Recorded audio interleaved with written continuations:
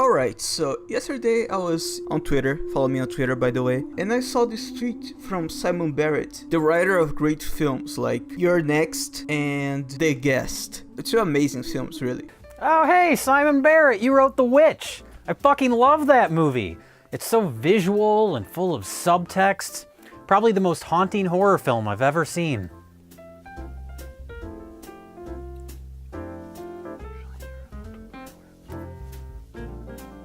Oh, the Blair Witch. He tweeted saying that between Hereditary and Get Out, both amazingly original films in their own respects, I'm starting to think 2005's The Skeleton Key is stealthily one of the most influential horror films of the past 2 decades.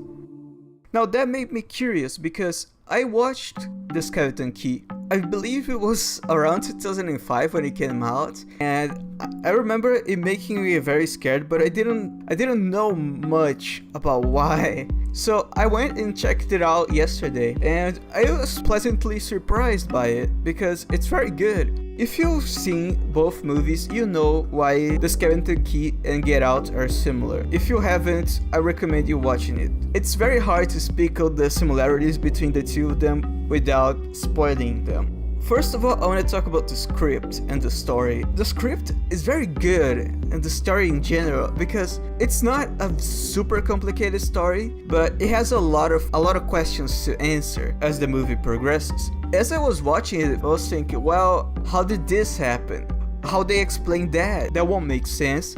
And every time I thought about things like that, I ended up having my answer after a while. So I thought that was pretty amazing, honestly, because so many horror movies leave you with so many questions and no answers. And some of them are done well in a sense that it makes you not understand, but it also gives room for you to speculate and make theories about it. But others just toss a bunch of random shit and hope you think it's mysterious or something.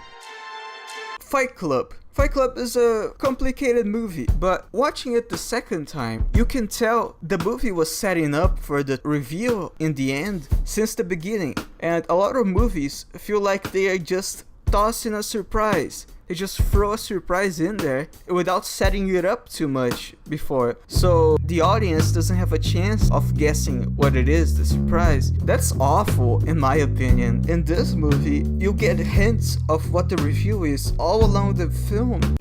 Now, I want to talk about the acting, because John Hurt, he passed away last year, and it's very sad because he was such an amazing actor, especially in this movie. It was impossible not to believe in his character because he really seemed like someone that had a stroke, and the fear in his eyes. It was a magnificent performance by him. One thing I did not like about this movie is the jump scares. Now, jump scares are shit. Everybody knows that. But sometimes jump scares are earned. Like when you are setting up for one thing to be able to happen at any second. This is like a movie where jump scares are completely acceptable, because it's like the whole idea is that it's completely quiet and then a noise happens. Some other jump scares of just someone popping up behind you are not earned. They're just fucking annoying.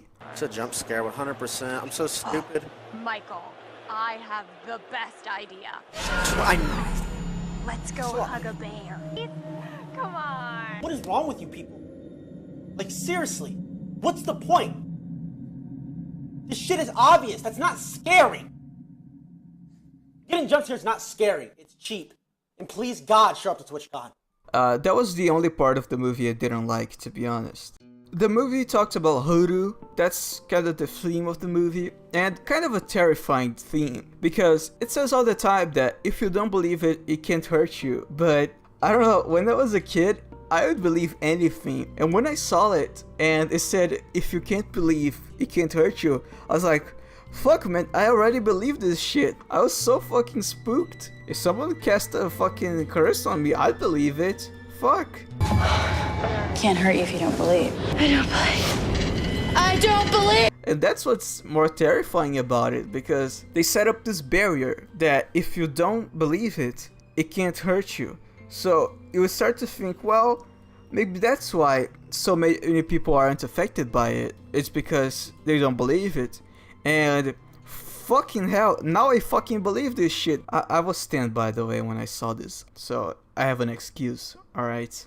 The characters are set up in a way that you can understand their motivations, and I think that's very well done. Some things could have been done better, I think. I can't really talk about those things without spoiling the movie. It's a very good one, and I believe it's very underappreciated. It's very worth checking it out. It was on Netflix for me. I don't know if it's on every region's Netflix, but boy, it's worth it. I would definitely recommend it. Follow me on Twitter, by the way, and subscribe to my channel if you like this video. Thanks.